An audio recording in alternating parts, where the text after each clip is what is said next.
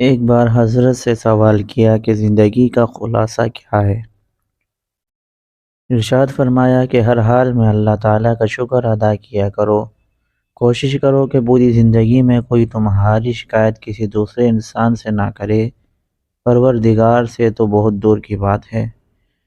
خاندان والوں کے ساتھ کبھی مقابلہ مت کرنا، نقصان قبول کر لینا مگر مقابلہ مت کرنا، بعد میں نتیجہ خود مل جائے گا۔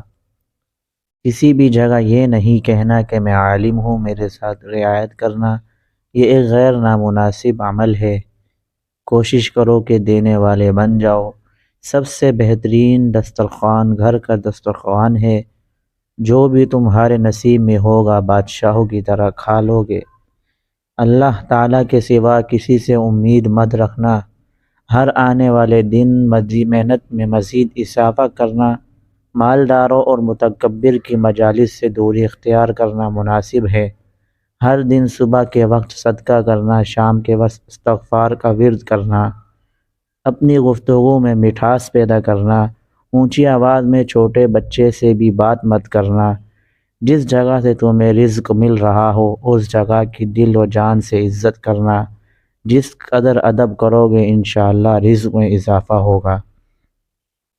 زندگی میں کامیاب لوگوں کی صحبت میں بیٹھا کرو، ایک نہ ایک دن ضرور تم بھی اس جماعت کا حصہ بن جاؤ گے۔ ہر فیلڈ کے ہنرمند کی عزت کرنا، ان کے ساتھ ادب سے پیش آنا، چاہے وہ کسی بھی فیلڈ کا ہو۔ والدین، اساتذہ اور رشتہ داروں کے ساتھ جس قدر اخلاق کا معاملہ کرو گے اس قدر تمہارے رزق میں، زندگی میں برکتیں ہوں گی۔ ہر کام میں میانہ روی اختیار کرنا، عام لوگوں کے ساتھ بھی تعلق رکھنا، اس سے بھی بہت کچھ سیکھنے کو ملے گا۔ ایک انسان کی شکایت کسی دوسرے انسان سے مت کرنا۔ ہمارے پیارے نبی کریم صلی اللہ علیہ وسلم شکایت کرنے والے کو پسند نہیں فرماتے تھے۔ ہر بات کی مثبت انداز میں پیش کرنا، اس سے بہت سے مسائل حل ہو جائیں گے۔ بڑوں کی مجلس میں زبان خاموش رکھنا، آخر میں ایک دعا سکھائی کہ یہ دعا مشکل وقت میں اہتمام کے ساتھ پڑھا کرو، انشاءاللہ تعالی بہت فائدہ ہوگا۔ دعا یہ ہے، رب ہب لی من لدنک رحمہ وہیئ لنا من امرنا رشدا۔